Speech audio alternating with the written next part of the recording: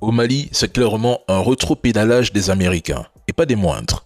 Les États-Unis n'admettent leurs erreurs que lorsqu'ils ne peuvent plus l'emporter par la force, lorsque leurs intérêts stratégiques sont gravement menacés, et quand le coût de l'isolement devient trop élevé.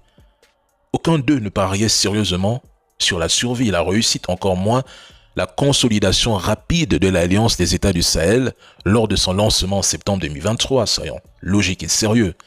Il tablait plutôt sur une implosion rapide, un effondrement sécuritaire, un isolement économique fatal et, surtout, une lassitude populaire.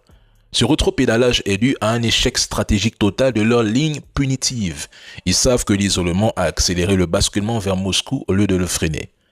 Les États-Unis se retrouvent presque exclus d'une zone stratégique pour l'uranium nigérien et les minerais critiques. Donald Trump est en mode deal.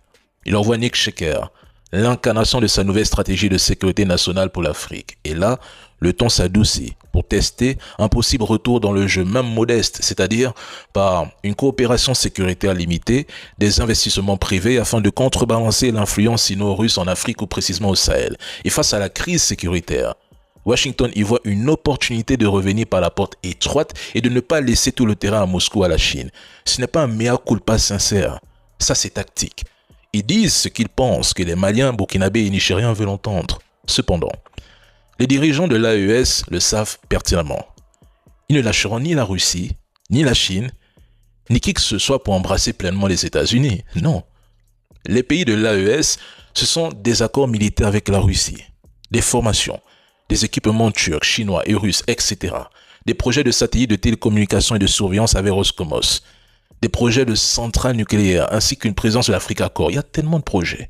En gros, Washington constate que l'approche punitive a échoué et a précipité le basculement vers ses adversaires. Ils savent que poursuivre dans cette voie risquerait de leur faire perdre définitivement tout levier dans une région riche en uranium, or, lithium, etc. Résultat, ils changent de stratégie. Parce que si la force ne passe pas, on opte pour la douceur. L'Union africaine félicite la rapidité et le professionnalisme avec lesquels l'armée nigérienne a neutralisé les terreaux. Elle exprime sa solidarité ainsi que sa compassion envers le peuple nigérien et le gouvernement. Le président de la commission de l'Union africaine reconnaît les efforts déployés par les autorités nigériennes pour lutter contre les terreaux et l'extrémisme violent, citant les opérations des forces armées nigériennes. Ah! Que devons-nous penser de cette position, mes frères et sœurs? D'un côté, on sanctionne le Niger pour violation de la démocratie. On le traite de tous les noms, et en même temps, on juge qu'une intervention serait nécessaire pour sauver les populations du Niger, du Mali et du Burkina. De l'autre, on applaudit quand ça arrange. On félicite le pays pour disposer d'une armée efficace, rapide et proactive. L'Union africaine se révèle incapable d'arrêter ou même de freiner les guerres en cours en Afrique.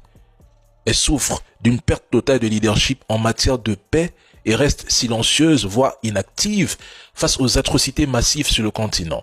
Elle excelle dans le deux poids, deux mesures et l'hypocrisie. L'Union africaine a perdu le respect des peuples africains. Dans ce contexte, l'AES, avec sa véritable approche d'intégration africaine, apparaît bien plus crédible et efficace que cette Union africaine.